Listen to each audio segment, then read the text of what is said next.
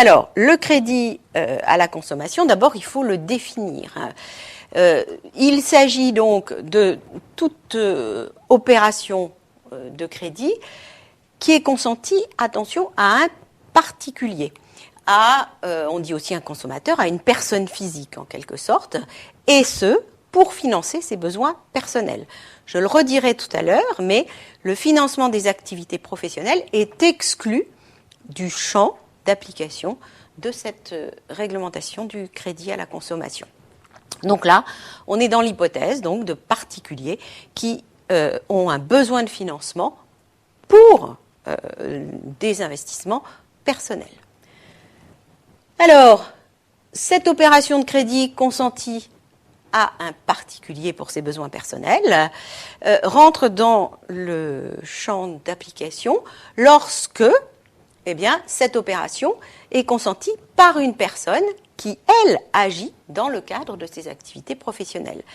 Si un ami, un parent prête de l'argent à quelqu'un, on n'est pas dans ce cadre-là. Pourquoi ? Parce que celui qui prête, dans cette hypothèse-là, il le fait, comme on dit, dans une intention libérale pour rendre service et non pas dans un but lucratif, pas dans le cadre, en tout cas, de ses activités professionnelles. Voilà donc comment on peut définir ça. Alors, quelles sont ces personnes qui agissent, qui consentent des crédits dans le cadre de leurs activités professionnelles ? Vous avez tout d'abord les établissements de crédit, bien sûr, dont c'est véritablement l'activité. Et puis, vous avez aussi, et il ne faut pas les oublier, les vendeurs. Je vous l'ai dit tout à l'heure, pour les entreprises qui vendent des produits ou des services, l'accès au crédit, c'est un argument de vente. Et donc, si le vendeur peut, au moment où il est en face du client, lui proposer un crédit pour lui permettre de financer son achat, ça va l'aider dans sa vente. Si le client dit « oui, le produit m'intéresse, mais je n'ai pas de quoi l'acheter », et il faut que je vois avec ma banque si elle peut me prêter de l'argent, c'est évidemment un délai avant l'achat. C'est un risque aussi que finalement le consommateur change d'avis ou trouve un autre produit qui l'intéresse davantage. Donc, pour les entreprises de vente, c'est extrêmement intéressant de pouvoir proposer des crédits à l'acheteur au moment justement où il se présente, de manière à ce que l'opération puisse se faire en même temps, le crédit puisse se faire en même temps que la vente. Et dans ces hypothèses-là, le vendeur, qui n'est pas un établissement de crédit par définition, devient quand même un intermédiaire de crédit, puisque c'est par lui que va passer la conclusion du contrat de crédit, qui sera conclu dans le cadre donc d'un achat. Et dans ce cas-là, on parle de crédit affecté. Je reviendrai sur cette notion. Alors, voilà la définition.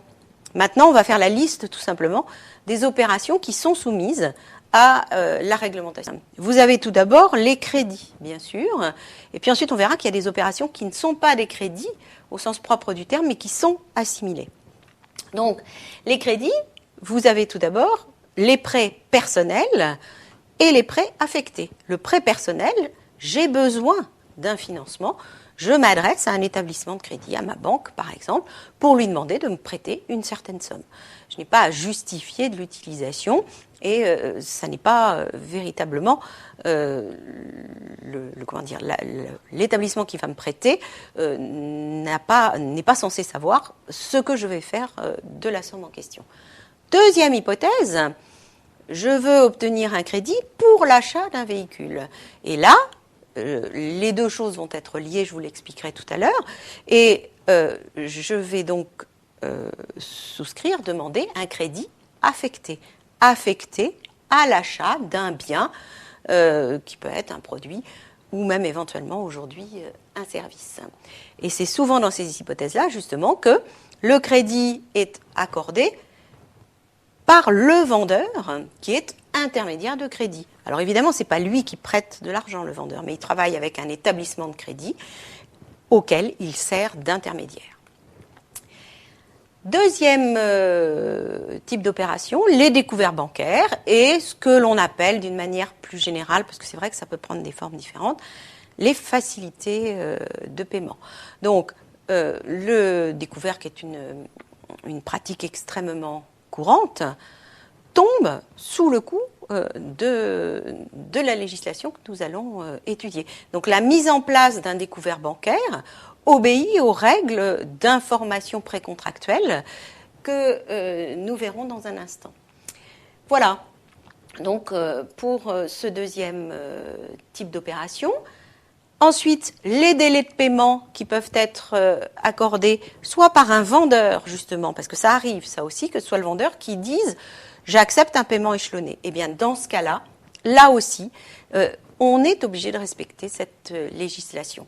Mais vous avez aussi une variante de ces délais de paiement qui est la délivrance par la grande distribution de cartes qui permettent, juste ce qu'on appelle des cartes de paiement, ce n'est pas des cartes bancaires, c'est autre chose, des cartes de paiement qui vont permettre soit de payer en une seule fois, soit d'échelonner le paiement des achats que l'on a fait au sein de l'enseigne.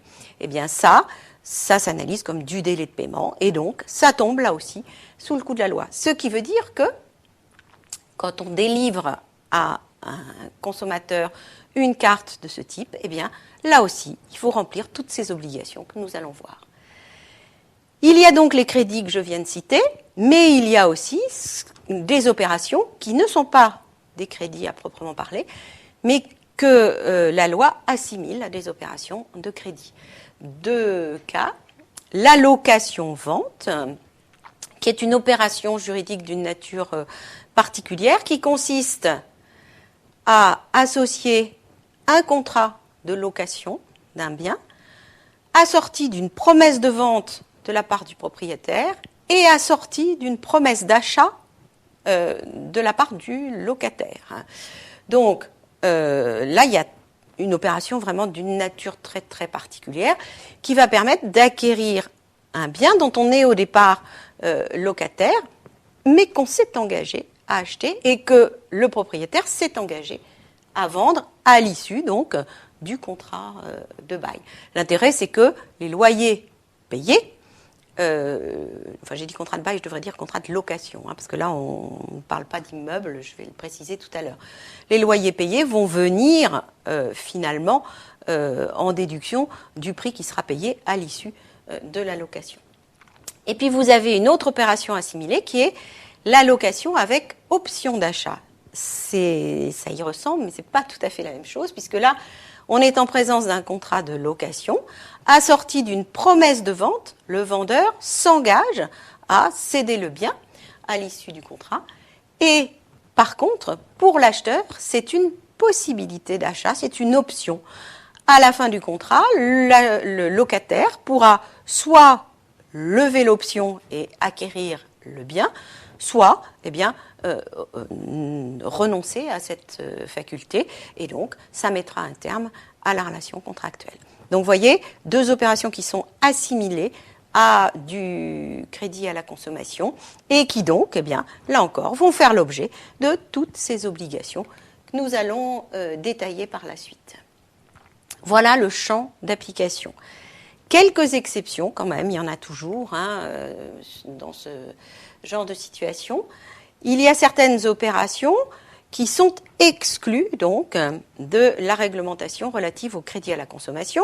Alors tout d'abord, il y en a une que j'ai déjà citée, c'est parmi ces exceptions, c'est celle qui concerne les crédits qui ne sont pas destinés à financer les besoins personnels des particuliers, mais qui sont destinés à financer une activité professionnelle. On est hors champ du crédit à la consommation.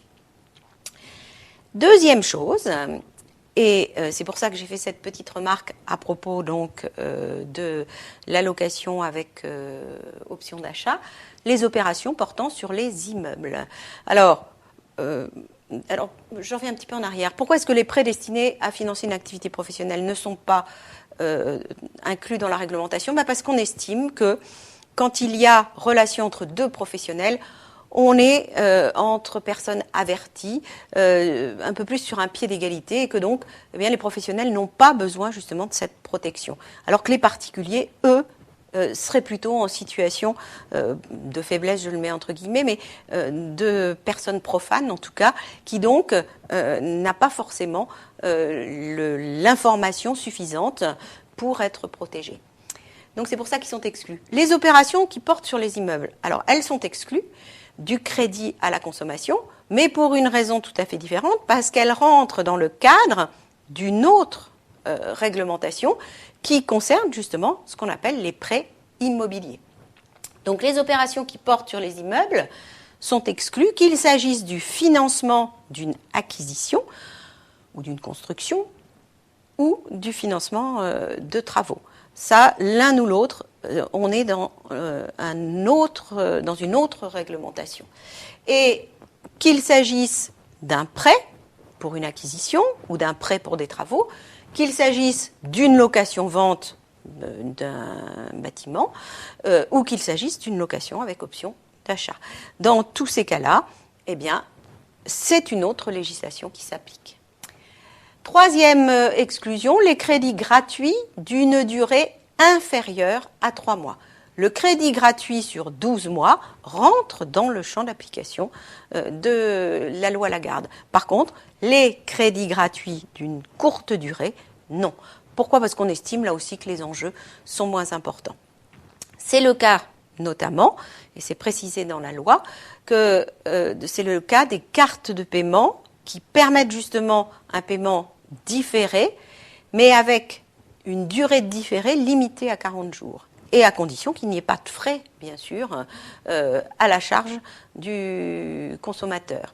Donc, si une enseigne de la grande distribution remet une carte de paiement qui permet de payer à 30 jours, par exemple, sans aucun frais, eh bien, il n'y aura pas lieu de respecter toutes ces obligations que nous allons voir. Par contre, s'il y a cette possibilité de payer sans frais, avec un différé de 30 jours, mais qu'en même temps la carte donne droit à un paiement différé à 60 à 90 jours avec des frais, là, il faudra donc l'information précontractuelle, l'offre préalable, etc. Les découvertes remboursables dans le délai d'1 mois ne sont pas non plus concernées, parce que c'est vrai que là, on est sur des opérations extrêmement courtes dont l'enjeu est forcément limité. Les prêts dont le montant est inférieur à 200 €. Et puis, les prêts dont le montant, au contraire, est supérieur à 75 000. Alors là, c'est autre chose. On estime qu'à partir de ce moment-là, d'un montant de prêt aussi important, l'opération va se faire, par exemple, devant un notaire, pour donner plus de sécurité. Puis en plus, il faut bien dire que pour du crédit à la consommation, c'est quand même des hypothèses extrêmement rares. Voilà donc les opérations exclues. C'est pas tout à fait ça. Voici quelques-unes, voici les principales, c'est comme ça qu'il faut le dire, les principales opérations exclues de la réglementation. Il y en a une ou deux autres, mais bon, c'est un petit peu anecdotique.